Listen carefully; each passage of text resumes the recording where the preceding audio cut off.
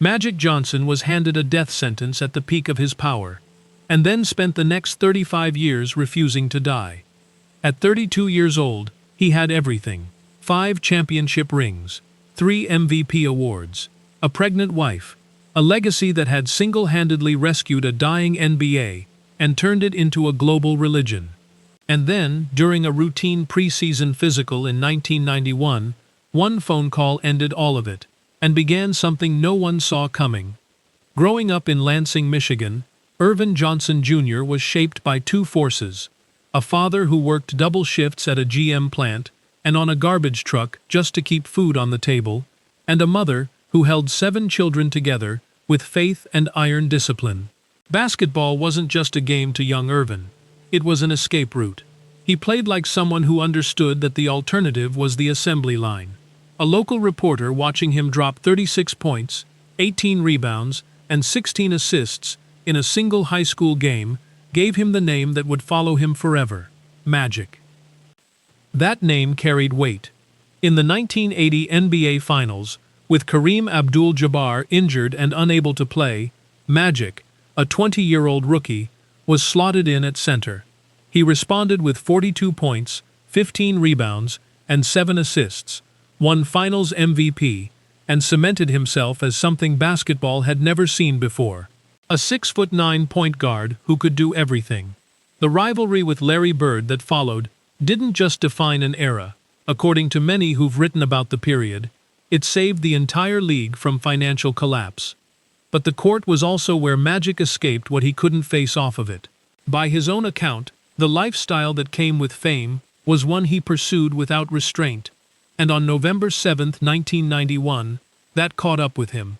Standing before hundreds of cameras, his wife Cookie beside him in white, he announced he was HIV positive. In 1991, that wasn't bad news. It was widely considered a death sentence. What he didn't show the cameras was what happened at home. He told Cookie he might have brought the virus into their household. She was pregnant. The weeks of waiting to learn whether she or the baby had been infected were, by any measure, a form of quiet torture. Cookie stayed. The baby, and Cookie, tested negative. That decision to stay, Magic has said, is the reason he's still alive. What followed over the next 3 decades was a second life most people never fully saw. He built a $1.5 billion empire by investing in communities corporations had abandoned. Movie theaters, Starbucks, gyms, and eventually co-ownership stakes in the Dodgers, the Washington Commanders, and multiple other franchises. More than 97% of his current wealth came after basketball ended. There were failures too. A troubled tenure as Lakers president ended abruptly in 2019. Reports emerged of management missteps. According to accounts from people close to the situation, he struggled when confronted with internal criticism. He's human, not the mythologized version. Perhaps the most quietly powerful chapter involved his son EJ, who came out to the family in 2010. Magic, by his own admission, didn't handle it well at first. But something shifted. Years later, he became one of the most vocal LGBTQ advocates in both sports and the black community, because his son showed him what unconditional love actually costs.